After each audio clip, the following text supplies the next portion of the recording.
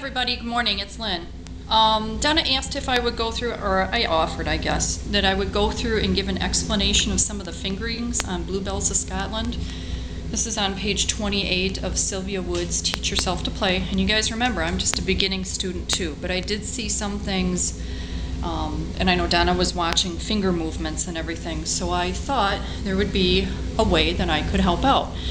What I've done is I've gone through and I've numbered all the measures in Bluebells of Scotland, starting with the first full measure on the first line, ending with measure 16. So it begins with a pickup to measure 1. I'm just going to go through and talk about and play each measure. So here we go. The pickup to measure 1, the fingers are 4 on G and 1 on C. So these are 4 notes apart.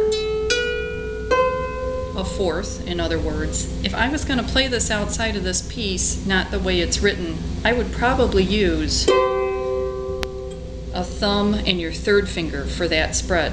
But she has it written here as a fourth finger on G and the first finger on C, and I know why that is, and that's because of what follows in measure 2. So to start out, place both your C and your G, and you play your G, and here's why she has that fourth on the G. You now place all 4 fingers right back on, which puts your fourth right back on G. Play your, in measure 1, your C, B, A. Now before you play that G, put all your fingers right back on. So that's putting those brackets together, and that really helps in the long run. Play your G, A, B, C. Switch over to your left hand, and I'm going to place with fingers 2 and 1 on the E and the F. Play your 2, 2. Now before you play your F with your thumb, place 2 on D and 3 on C. So play E, E. Now place F, D, C. Pick up to measure 5 is identical to the beginning. Again, place your 4 and your 1, play your 4, place all 4 fingers back on, or the additional 3 to have 4 on there.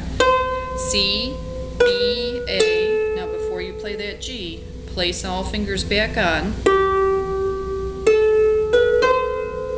Okay, identical here in measure 7. Place your 2 on E and your 1 on F. Play E, E. Now before you play the F, place D and C with fingers 2 and 3. Here's where you get into just a little bit of different, and here you can see where it's more typical that you're playing thirds up and down. So you have a G, a E, and a C. Those are all thirds, and so you use fingers 1, 2, and 3. Place all 3. Play G, E. Now before you play the C, place back the E and the G again. Play your C, here you're placing your C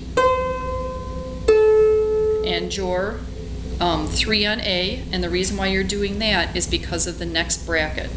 So play your C, place for your next bracket, play your A and your B. Now before you play your C, place your B and your G. So you have a skip between fingers 2 and 3. Before you play your G, place your A and your B. Now here she doesn't have a bracket. It wouldn't hurt to put the bracket in. It's not marked. It's probably proper to have it. So play the B, G. Now place 3 fingers up. This is the middle of measure 12. It's A, B. Now before you play that beginning part again, that C all the way down, place those 4 fingers. C, B, A. Now before you play the G, place all your fingers, play G, A, B, C, place your 1 and 2, now place your D and C. In the pickup to measure 9 and then measure 10, you could, if you want to, place your thirds, and these fingers don't interfere with each other if you're careful, and you could place your on on measure 10, you could place your C and your A if you wanted. So you could place all those fingers together. Don't have to.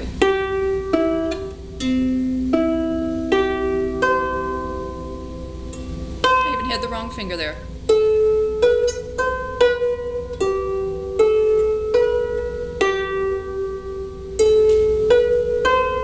That's my explanation. I'm going to go through and try and play it really slow from the beginning. I might talk during it too, you never know here.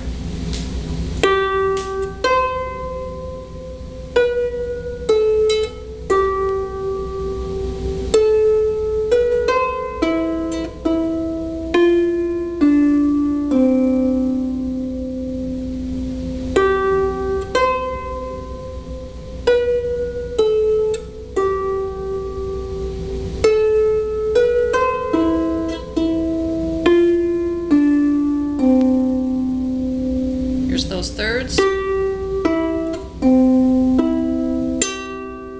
That's probably why you shouldn't place them.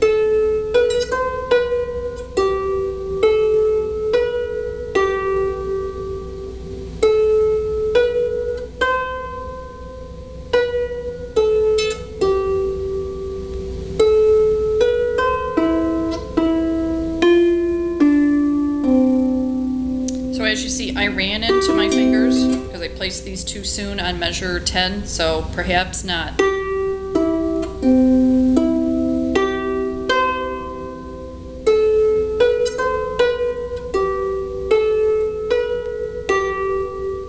Hope that helps everybody.